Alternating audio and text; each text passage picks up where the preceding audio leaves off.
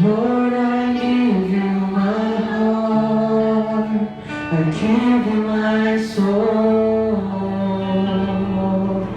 I live for you alone. Every breath that I take, every moment I'm awake. Lord, have your way in me. Lord, I give you my heart, I give you my soul. Lord, I live for you alone. For every breath that I take, every moment I'm awake. Lord, have your way in me.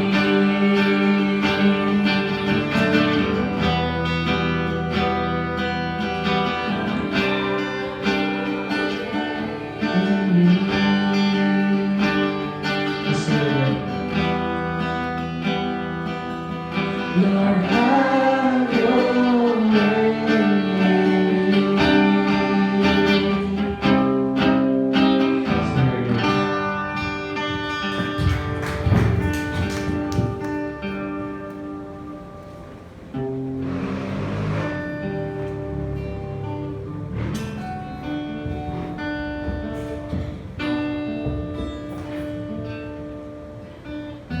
Siya nga Panginoon, make your way, Lord, sa aming mga buhay. As we come to this place, O Lord, upang manapin ang iyong katwiran ng iyong kalooban. Pagkakuin niyo po kami, Panginoon. At tuloy nga, O Diyos, masumpungan namin kayo. Masumpungan mo kami, Panginoon, na nagnanais na kayo ay makaninig, kayo maranasan, kayo marinig mula sa iyong mga salita, Panginoon. May you see our hearts, O God, really desiring, O Lord, to give our hearts to you, to honor you, Lord, to worship you. Hindi lang sa pagkakataong ito, hindi sa lahat ng panahon, Panginoon. Nasaan man kami, maraming mga ginagawa, Panginoon. And yes, O Lord, have your way in us, Panginoon. Gumawa po kayo sa aming mga buhay. At ang inyong pong kalooban ay pangyari ninyo. As you have guided all those, O Lord, in this place, Panginoon. Salamat po. Pinupuli ka namin dinadakila. Ito po po ang aming samang dalangin. Isama kami sa pangalan ni Jesus. Ang ating magsabi namin. Amen. Lord.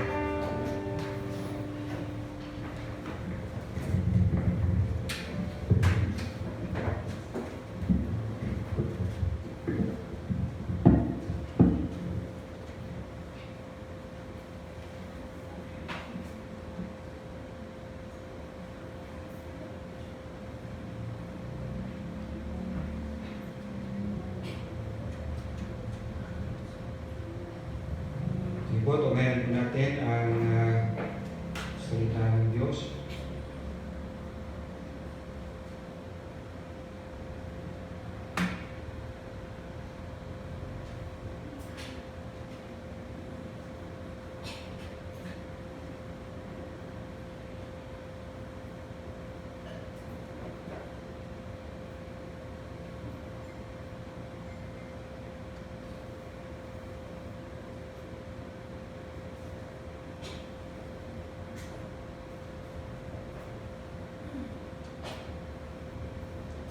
Mula po sa Titus chapter 2.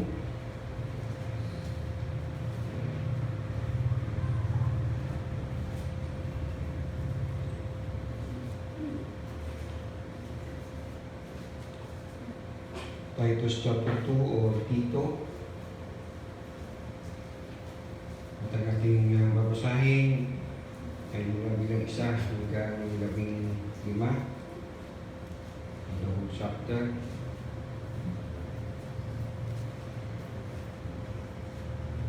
Again, throughout this month, ang tema natin ay When Believer Sins. At isa sa mga paunahing titingnan natin ay kung ano nga ang nangyayari kapag ang isang mananampalataya ay nagkakasala. Hindi lamang ang nangyayari sa kanyang sarili, bilang isang mananampalataya na nagkasala, kundi sa mga tao around him or her, could be unbeliever or believer. Titus chapter 2, 1-15. Kaya naman ituro mo ang mga bagay na angkop sa wastong aral. Sabihin mo sa mga nakakatandang lalaki na sila'y maging mapagpigil sa sarili, marangal, makatwiran at matatag sa pananampalataya, sa pag-ibig at pagtitiis. Sabihin mo sa mga nakakatandang babae na sila'y mamuhay ng may kabanalan, huwag maninirang puri at huwag madulong sa alak, kundi magturo ng mabuti upang maakay nila ang mga kabataang babae na mahalin ang kanilang mga asawa at mga anak.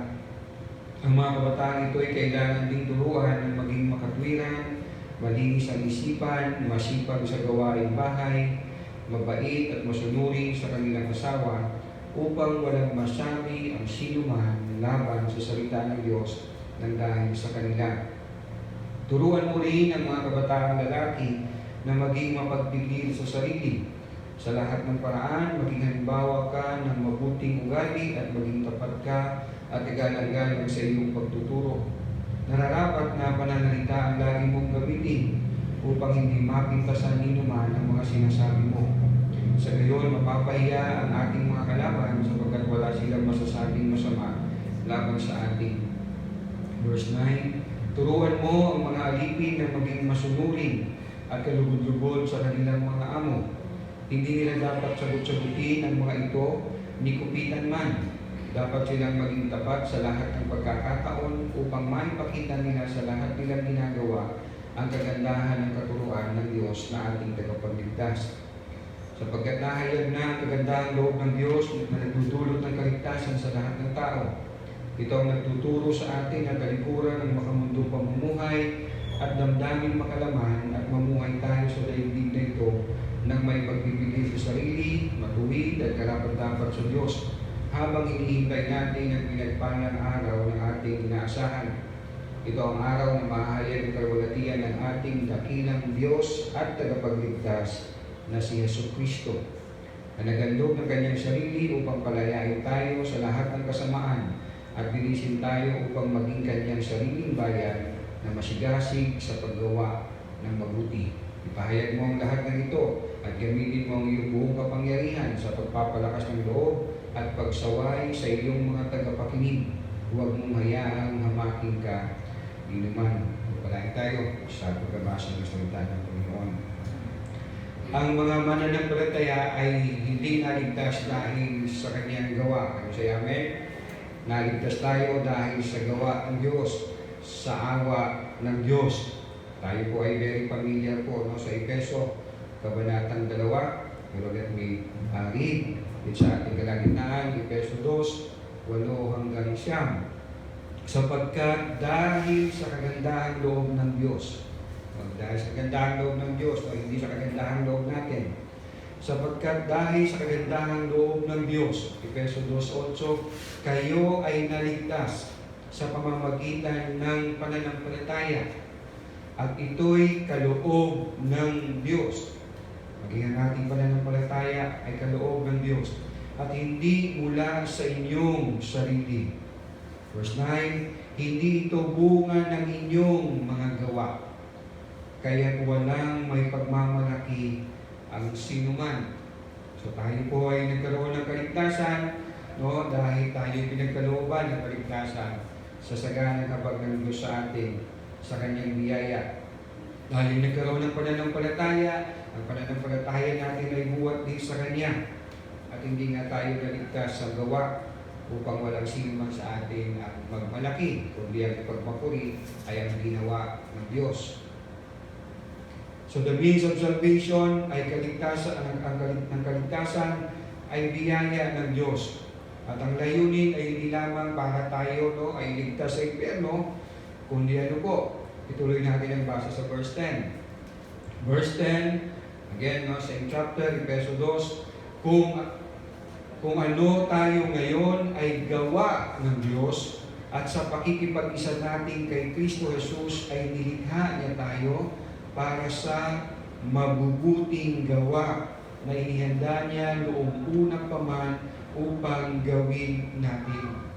So tayo naligtas sa awa ng Diyos, sa biyaya ng Diyos, na for the purpose hindi lamang tayo ligtas sa impyerno, kundi ibalik tayo doon sa layunin ng kanyang pagkalikha sa atin. Tinawag na tayo maging tagagawa ng mabuti. No? Kaya nga ang tunay na nakipag-isa kay Kristo, no, ay makikita mo talaga na siya'y bagong inalag na. No, tayo niligtas mula sa pagkaalipin sa kasalanan, wala tayong ginawa kundi ang gusto natin, ang layaw natin, pero kung tayo niligtas na ng Panginoon, no, inayawan na natin ang kalayawan, inayawan na natin ang kasalanan. Of course, yes, kung hindi pa tayo ganap na perfect, na tayo po pinag-perfect ng Panginoon sa buhay na ito.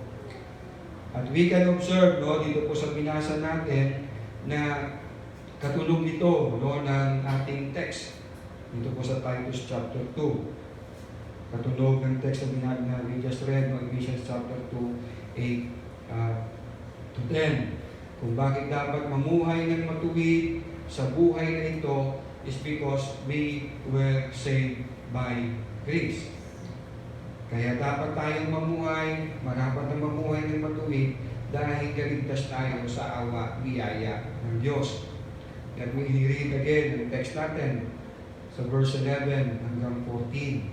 Sapagkat nahayag na ang kagandahang loob ng Diyos na nagdulot ng kaligtasan sa lahat ng tao. Ito ang nagturo sa atin na talikuran ang makamundong pamumuhay at damdaming makalaman at mamuhay tayo sa daigdig na ito nang may pagpipigil sa sarili. Hindi natin gagawin ito sa langit, hindi natin ito gagawin, no, sa buhay na walang hanggan, pagkatapos natin umisa sa buhay nito, sapagkat doon wala nang pagpipigil, wala nang kalaban, wala nang kasalanan, wala nang tukso. Sa natin gagawin ito dito sa buhay na ito. Again, verse 12, ito ang nagtuturo sa atin na talikuran ng makamundong pamumuhay at damdaming makalaman at mamuhay tayo sa daigdig na ito nang may pagpipigil sa sarili, matuwid at karapat-dapat sa Diyos, habang hinihintay natin ang pinagpalang araw na ating inaasahan. Ito ang araw na mahahayag ang kalwalhatian ng ating dakilang Diyos at tagapagligtas. Sino po? Na si Jesu Kristo. Kaya kung nag-aalap kayo ng talata na nagpapakita na hindi, no, si Jesus ay hindi lamang tao, isa po ito, no? Titus chapter 2, verse 13. Na nagandog ng kanyang sarili upang palayain tayo sa lahat ng kasamaan at linisin tayo upang maging kanyang sarili. So very clear, no? Ang tinutukoy na Diyos dito tagapagligtas ay si Yesu Cristo. Kasi pagdating ng verse 14, sino yung hinandog, sino tinutukoy na nagandog ng kanyang sarili? Hindi ang Diyos Ama, kundi ang Diyos Anak. So it is the Lord Jesus Christ na nagandog ng kanyang sarili upang palayain tayo sa lahat ng kasamaan at linisin tayo upang maging kanyang sariling bayan.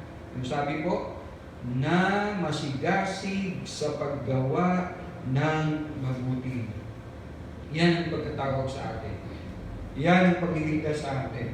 Upang tayo magsikap na maging masigasig sa paggawa ng mabuti habang hinihintay natin ang muling pagbabalik ng Panginoon upang lubos na maganap ang ating kaligtasan.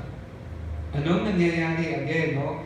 Kapag hindi natin, no, tayo mga mananampalataya, no, isinasabuhay ang buhay na inilaan sa atin, no, ang buhay na pagkatawag sa atin. Let's look at verse 5 sa ating text. Ang sabi, ang mga kabataang ito'y kailangan din turuan na maging makatwiran, malinis ang isipan, masipag sa gawaing bahay, mabait at masunuri sa kanilang asawa, upang walang masabi ang sinuman laban sa salita ng Diyos ng dahil sa kanila. I just read yung verse 5 para makita natin po, no, yung mga salitang upang walang masabi ang sinuman laban sa salita ng Diyos dahil sa kanila. Okay? Opo, kapag tayo po ay hindi po, no, sumusunod sa kalooban ng Diyos, in other words, tayo nagkakasala, kapag si believer ay nagkakasala, ano pong nangyayari po, no? Napupulaan ang salita ng Diyos. Again, itong instruction na ito ay hindi lamang po, no, sa mga kabataan, no, mga kabataang married. Again, from verse 1, kung babalik tayo, this instruction, no, ay address, no, kay Pastor Tito. No, si Tito ay isang pastor, so ito po ay para sa pastor. Ito po ay para sa nakakatandang lalaki, nakakatandang babae, kabataang babae, how believers should behave, no, before unbeliever. At kapag hindi daw tayo, no, nag-behave ng tama, again, ang sabi ng verse 5, upang walang masabi ang sinuman laban sa salita ng Diyos. Dahil sa ating pagsunod sa kalooban ng Diyos, pagsisikap na maging matuwid sa harapan ng tao, no, hindi tayo mapupulaan ng salita ng Diyos. Kabaliktaran naman, no, kapag tayo po ay nagkakasala sa Diyos, sumusuway tayo sa Diyos, ang salita ng Diyos, no, ay napupulaan. May masasabing laban sa salita ng Diyos ang mga tao, ang mga di mananampalataya, kapag tayo nakikitaan ng pagsuwayo, hindi natin pagsunod sa Diyos. Yung salitang ditong laban, no, sa verse 5, upang walang masabi ang sinuman laban, ang salita pong sa original po na lingwahe ng New Testament ay blasphemeo. Sounds English word, blasphemy.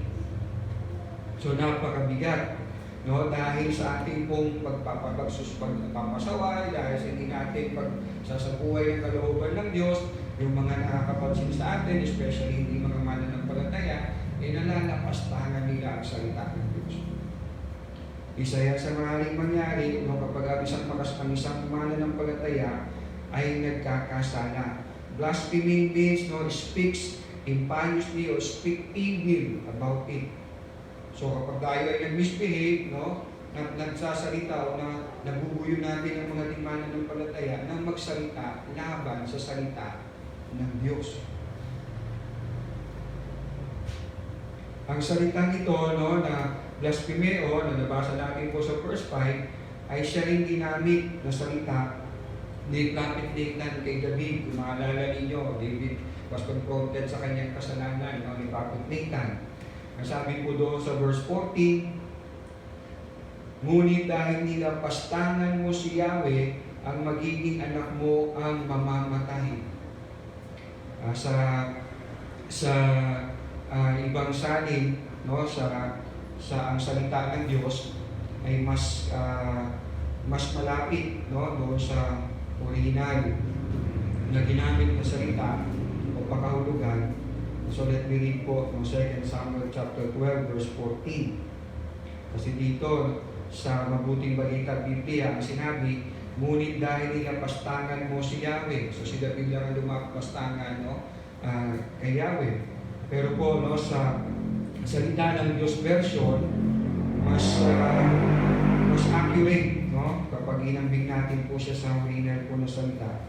Pero dahil 2 Samuel chapter 12 verse 14, pero dahil sa ginawa mo, binigyan mo ng dahilan ang mga kalaban ng Panginoon na lapastanganin siya, kaya sigurado mamamatay ang anak mo. So sabi ni Prophet Nathan, no, ng Diyos kay David through Prophet Nathan, dahil sa ginawa mo David, nilalapastanganin ng mga di mananampalataya ng mga hindi ang Diyos. So yes, kapag tayo po no, ay nagbimisbehave bilang mananampalataya, no, ang Diyos po ay nalalapastangan ng mga di mananampalataya. Sa Romans chapter 2 verse 24, I believe na itong talatang ito no, ay quoted mula sa sinabi ni Prophet Nathan kay David. In Romans chapter 2 verse 24, sinasabi sa kasulatan, dahil sa inyo nilalapastangan ng mga hindi Hudyo ang pangalan ng Diyos. Yes, through our misbehave, through our pagkakasala, nalalapastangan ang Diyos. So again, anong nangyayari? Kapag si believer nagkakasala, nalalapastangan ang salita ng Diyos. Ang salita ng Diyos ay nilalapastangan ng mga di mananampalataya. And so all the more, no, na sa tuwing ang mananampalataya ay nagkakasala, lalo silang napapalayo sa salita ng Diyos. Lalo nilang nilalapastangan ang salita ng Diyos. I don't know in you, how many times na nasabihan tayo ng ganito, Christian ka pa naman. O kaya, ganyan ba ang Christian? O di naman kaya, ka-Bible ka pa, wala namang pagbabago nakikita ko sa iyo. And so, ang nalalapastangan, hindi lamang ikaw, no, ay insulto manahin, no, especially kung nagagawa mo ang kamalian, ang nalalapastangan ay ang salita ng Diyos. Ano ba po sabi sa verse 8? Again, sa Titus chapter 2, nararapat na pananalita ang lagi mong gamitin upang hindi mapintasan ninuman ang mga sinasabi mo. Sa gayon, mapapahiya ang ating mga kalaban sapagkat wala silang masasabing masama laban sa atin. So here, no, address naman ulit kay Titus. Again, no, mabasa natin, ito pong instruction na ito ay hindi lamang address kay Titus na pastor. This is address, no, sa mga tatay, sa mga nanay, sa mga kabataan, no, sa empleyado o sa magagawa, all believers, lahat ng mananampalataya. Sa NIV o sa ESV version, and sound speech that cannot be condemned, so that an opponent may be put to shame, having nothing evil to say about us. So kapag si believer ay nagkasala, he or she is giving way para pintasan ang ating pananampalataya, ang salita ng Diyos. Kung may masabing masama ang iba, especially ang believer, laban sa salita ng Diyos. Again, because of our misbehave or because of our sin. Pero kapag si believer nakikitaan ng paninindigan, pagtayo sa katotohanan, paggawa ng mabuti, ito naman ang maaaring mangyari. Look at 1 Peter chapter 4. 1 Peter chapter 4, tingin naman tayo ng contrast. So kapag si believer ay nagpapakita ng katapatan sa kanyang pananampalataya, paninindigan sa salita ng Diyos, pagtayo sa katotohanan, paggawa ng mabuti ayon sa kalooban ng Diyos, ano naman ang maaaring makita o masabi ng mga nakakita nito o di mga mananampalatayang nakakita nito. 1 Peter chapter 4, ito ang sabi, beginning verse 1. Yamang si Kristo'y nagtiis ng hirap nung siya'y nasa buhay na ito, kayo man ay dapat maging handang magtiis, sapagkat ang nagtiis na ng hirap sa buhay na ito ay tumatalikod na sa kasalanan. Kaya nga mula ngayon ay mamuhay na tayong sumusunod sa kalooban ng Diyos at hindi sa pagnanasa ng laman. Sapat na ang panahong inaksaya ninyo sa paggawa ng mga bagay na kinahuhumalingan ng mga hinting, kahalayan, mga pagnanasa ng laman, paglalasing, walang habas na pagsasaya, pag-iinuman, kasuklam-suklam na pagsamba sa mga Diyos-Diyosan. Ito na po yung verse 4. Nagtataka nga sila kung bakit hindi na kayo sumasama ngayon sa kanilang magulong pamumuhay. Kaya kayo'y kinuputya nila. Ngunit mananagot sila sa Diyos na handang umatol sa mga buhay at sa mga patay. Still, we can still experience, maaari pa rin tayong putyain kapag tayo ay gumagawa ng mabuti sa harapan ng mga di mananampalataya. At of course, may mga pagkakataon din na tayo naman din ay mapupuri. Ang sabi ng Matthew chapter 5, that your light shine before men, that they may see your good works and praise your Father in heaven. So, ganun po ang nangyayari kapag tayo po bilang mananampalataya ay kakasala, napupulaan ang salita ng Diyos, nalalapastangan ang salita ng Diyos. Ano ba po sabi sa verse 10? Nagbibigay sa verse 9. Turuan mo ang mga alipin. So again, hindi lamang ito instruction sa pastor, dahil pastor ka, dapat all the more mag-behave ka. Hindi lamang ito sa nanay, sa tatay, kundi sa bawat mananampalataya. Sa verse 9, turuan mo ang mga alipin na maging masunurin at kalugod-lugod sa kanilang mga amo. Hindi nila dapat sagot-sagutin ang mga ito, ni kupitan man. Dapat silang maging tapat sa lahat ng pagkakataon upang maipakita nila sa lahat nilang ginagawa, ano po daw, ang kagandahan ng katuruan ng Diyos na ating tagapagligtas. Again, very clearly we can see it's all for the sake of the gospel, for the sake of the word of God. Na tayo'y magbihig ng ayos upang hindi malapastangan, makulaan ang ating pananampalataya ang salita ng Diyos. Again, we can see, hindi lang ito sa pastor o sa mga ngaral, hindi lamang sa mga magulang, sa kabataan, mga trabahador na Kristiyano. This is of course all, for all, tunay na mga mananampalataya. We have moral responsibility na mag-behave ng naayon sa salita ng Diyos. Ayon sa salita ng Panginoon upang maipakita o makita ng mga tao ang kagandahan ng katuruan ng Diyos na ating tagapagligtas. In other words, if okay ang testimony natin, tayo ay nagiging witness sa salita ng Panginoon. Of course, it's not just through our words, but even through our walk. Ika nga, hindi lamang sa salita, kundi sa gawa. Natin may papakita, may po-promote ang ating pananampalataya, ang salita ng Diyos. May nagsabi ng ganito, they believe what you say by what they see. Naniniwala sila sa kung ano sinasabi mo sa kung ano ang nakikita niya sa iyo. Ibig sabihin, hindi lamang sila nakikinig sa ating salita, kundi ang tinitingnan nila ay ano ang ating gawa. Yung ating bang salita ay naaayon sa ating mga ginagawa. Minsan, ako I admit na pag kinakanta natin, yung pag-gising sa umaga, naaalala ka. Pero minsan, meron mga pag-umaga pag-gising mo, naaalala mo, cellphone mo, naaalala mo, labahan mo, naaalala mo, di ba? Minsan, you sing song na, Lord, I give you my heart, this is my desire. Pero, cellphone, Bible, what is really our desire? So minsan, what we sing, does it show us in our walk.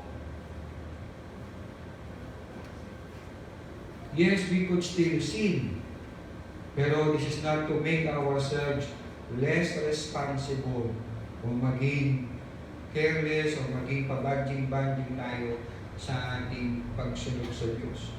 Again, we are called not just na mag-ayahay, kundi we are called na magtiyaga, magtiis sa ating lakad bilang mananampalataya.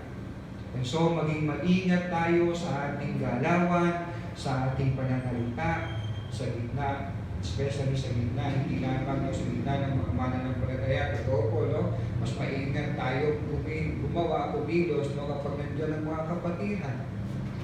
Pero hindi po doon lamang, kundi kahit wala ang mga kapatiran at tayo nasa gitna ng mga di mananampalataya, tayo din ay lalong maging maingat sa ating mga gawa, mga pananalita, na hindi mamulaan ang salita ng Diyos sa ating mga sinasabi o ating mga ginagawa. So every time na ang believer ay nagkakasala, maaaring ang unbeliever will blaspheme the word of God. And every time na tayong believer nagkakasala, maaaring we are pushing away ang mga unbeliever away from God, away from the word. Niwala ako dun sa salita ng Diyos ninyo, sa Bible ninyo, hindi naman kita makita. I remember yung pelikulang Fireproof, kung hindi niya po napanood, especially sa mga mag-asawa, even sa mga mag-aasawa pala, dito. Meron pong eksena doon na kung saan pinakahuling eksena, itong mag-asawa kasi ito, gusto na nilang maghiwalay sa isa't isa, gusto na nilang mag-divorce, yung isa yung lalaki na addict sa porno, busy sa maraming bagay, wala na siyang panahon sa kanyang asawang babae, si asawang babae naman, ay nahihilap na doon sa kasama niyang doktor o sa kanyang trabaho. Pero itong lalaki, nagsimula siyang magsisi sa kanyang kasalanan, magbalik loob sa Diyos, na sumunod sa salita ng Panginoon kung paano dapat maging asawang lalaki bilang mananampalataya.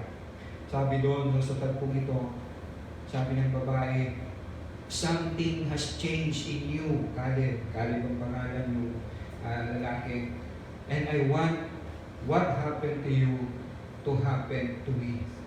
So sabi ng babae na sana di-divorce na yung kanyang asawa, sabi niya, mayroong nangyari sa iyo kapansin-pansin.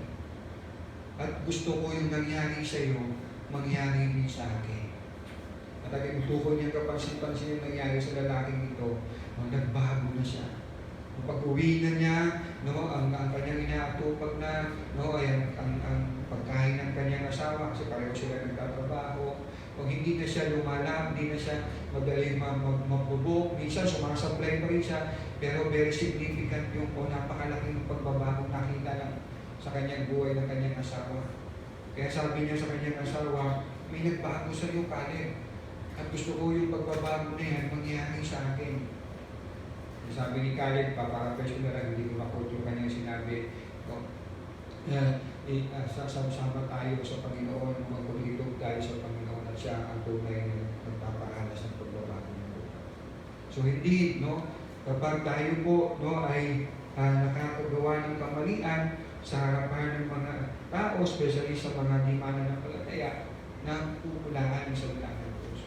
So hindi lang ito, na tayo lang i-disiplina ng Diyos, last Sunday, ito about at may nangihina, may nagkasakit, may mga namamatay.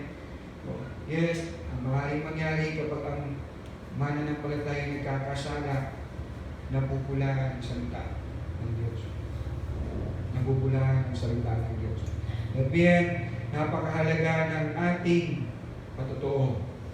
And yes, action speaks louder than word. But of course, we still will be necessary na ating pong ipahayag ang salita ng Diyos. Ngayong gabi tayo pinalangin. Yes, Lord, salamat ng marami. Hindi, Panginoon, sa iyong salita. Thank you, Lord, for reminding us, Panginoon, na sa biyaya kami naligtas, hindi sa aming mga gawa. At tunay nga, Panginoon, kung titignan namin ang mga gawa namin, Panginoon, bago kami naging mga mananampalataya, bago namin naranasan ng iyong pagliligtas, maranasan ng iyong Santong Espiritu, ay tunay nga, Panginoon, wala kaming madadahilan o madadala, Panginoon, para masabing mabuti kami at nararapat kami ng iyong kaligtasan. Tunay nga, Panginoon, sa biyaya po kami ay naligtas. At salamat, Panginoon, hindi mo lamang po kami binigyan ng kaligtasan, Panginoon, mula sa kabayaran ng aming kasalanan. Binigyan mo kami ng bagong buhay, Panginoon. Kaya naman, Panginoon, nakikita namin at ranas namin, Panginoon, ang buhay na bagong buhay na meron kami mula sa dati naming buhay, Panginoon. Ito po, Panginoon, humihingi kami ng tawad, Panginoon, sa mga pagkakataon na kami, O Diyos, ay nagkakasala sa inyo. Na binigyan namin napipili na gawin na naming kalooban kaysa sa inyong kalooban, Panginoon. Muli, O Diyos, kami ay sa iyo nagpapasaliksik. Kami humihingi ng tawad, Panginoon. At sa tulong gabay ng iyong Santong Espiritu, Panginoon, higit namin kailanman, O Diyos, na pagsumakitan, Panginoon, pagmalasakitan, Panginoon, pag-ingatan, Panginoon, ang iyong mga salita, Panginoon. Sa aming mga buhay, hindi lamang sa aming isip, hindi lamang sa aming mga labi, hindi lamang sa aming mga puso, kundi makita ito sa aming mga gawa, Panginoon. Santong Espiritu, tulungan niyo po kami, Panginoon. Tulungan niyo po kami higit kailanman maging masunurin sa iyong udyok, sa iyong gabay, sa iyong pagtuturo sa amin. Upang hindi kami magbigay ng dahilan sa mga di mananampalataya na napastanganin ang iyong salita. Muli, O Diyos, kami humihingi ng tawad at salamat sa iyong mga salita, Panginoon. Pinagpuli ka namin, dalakila, ang aming panalangin. In Jesus' name we pray. Amen.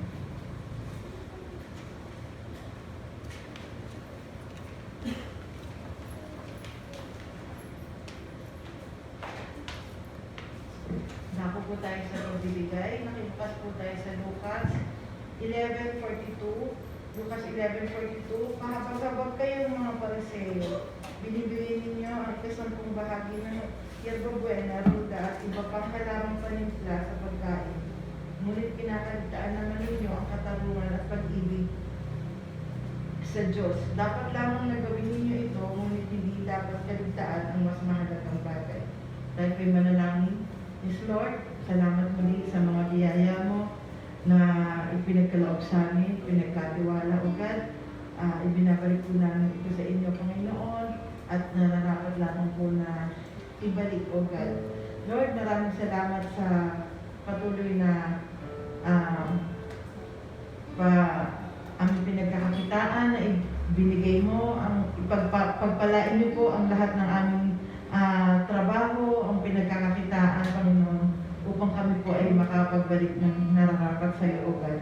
Lord, salamat po sa pag-iingat niyo rin po sa hahawak nito, naway patuloy na lumago ito, patuloy na magamit namin sa sambahang ito, O God. Lord, salamat na marami, patuloy namin sa iyo binabalik, tinataas ang lahat ng mataas na papulit ko sa salamat. In Jesus' name we pray.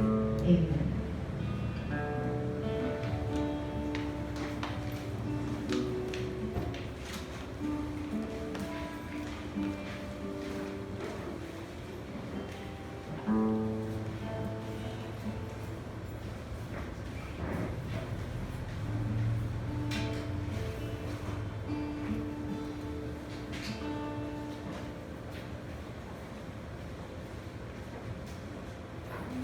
Sige po, tayo natin tumayo at pagiging ko natin ito sa music.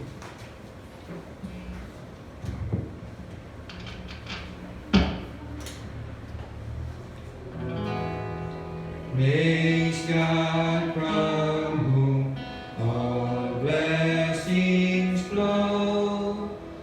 Praise Him, all creatures here below. Praise Him above in heavenly hosts. Praise Father, Son, and Holy Ghost.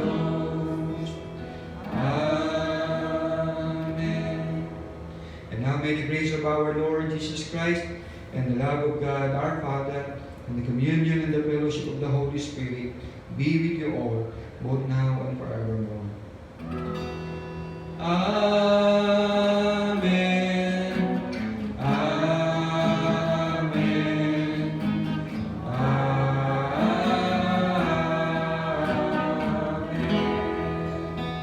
Good evening.